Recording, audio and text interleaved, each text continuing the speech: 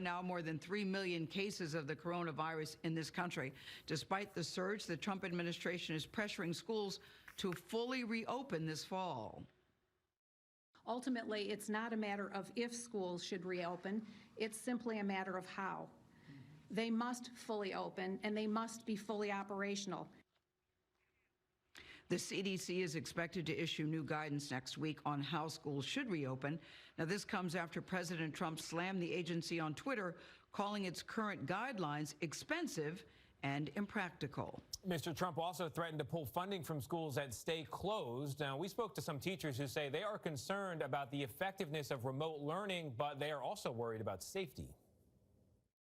I worry about, teachers that are immune compromised or live with somebody that's immune compromised. I worry that if we can't provide in-person instruction, that some of my students will be so incredibly behind. I think that while considering things like their social and emotional growth are incredibly important, my students can't learn if they're sick, and I can't teach them if I'm dead. Important to keep in mind that ultimately it is up to states to decide whether schools should reopen, not President Trump. Margaret Spellings was the Secretary of Education under President George W. Bush. She is now the CEO of Texas 2036. That's a nonprofit focused on long-term planning for the state. She joins us now from North Carolina. Good to see you, Madam Secretary. We just heard that teacher say, listen, kids can't learn if they're sick. Nice to see you. Kids can't learn if they're sick, and I can't teach if I'm dead. She makes a very good point. I don't know any politician or any parent that doesn't want the kids to go back to school August, September. So based on what you're seeing and what you're hearing and what you know, do you think it's safe for us to start planning to send the kids back right now? It can be, if we do it right and we think about all the various contingencies that are likely to crop up and all the complexities. If we communicate early and often with our parents about what those plans are, and if we are patient with each other about the need for calling audibles along the way, I think our kids can be back in school in some shape, form, or fashion. And those are going to be hybrids, sometimes in person and sometimes remotely. You know, the president calls the CDC guidelines, he calls them tough and expensive. But when it comes to children's health, is there any such thing as being too tough or too expensive? There are still so many unknowns, as you know, Madam Secretary, with this coronavirus.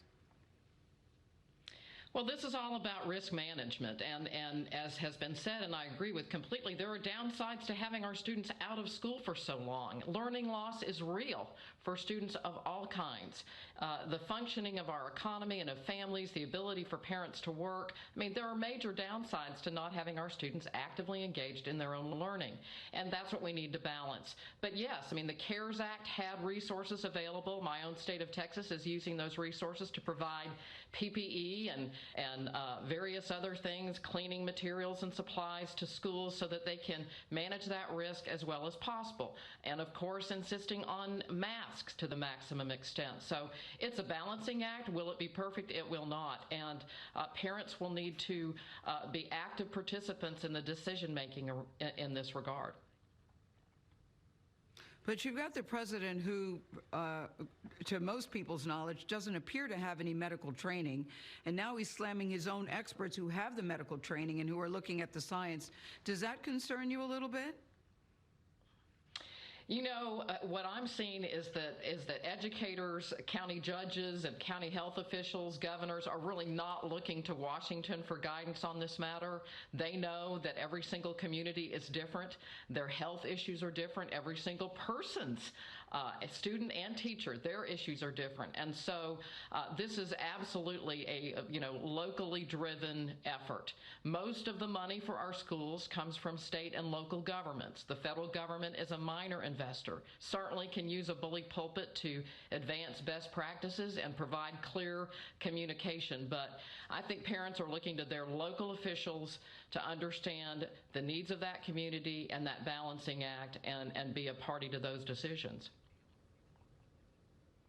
So you're saying it's best to leave it up to the state then to make their own individual decisions the way it's set up to do?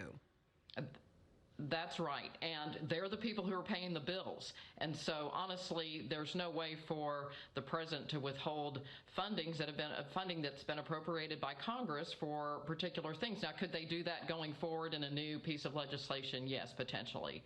But, I think to add that dimension to an already very, to add that dimension to a really stressful situation that's extremely complex is just one more thing we shouldn't be worrying about right now. We need to have certainty as much as possible around funding, around contingency planning, and around the health and safety and educational needs of our students and families.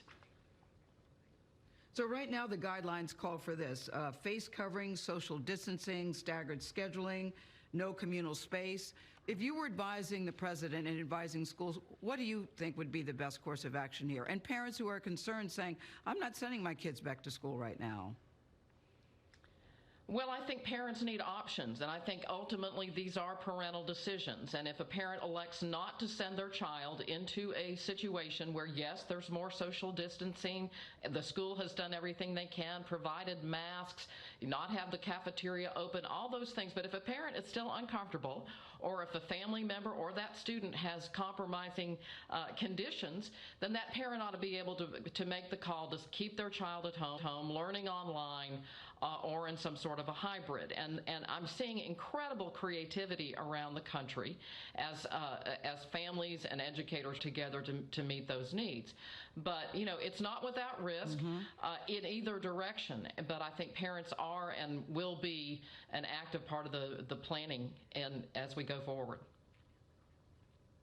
All right, Secretary Margaret Spellings, very good to see you this morning. And may I say, I love your glasses. I will be calling. Thank you very much. Gail. The pandemic. Bye-bye. Thank you.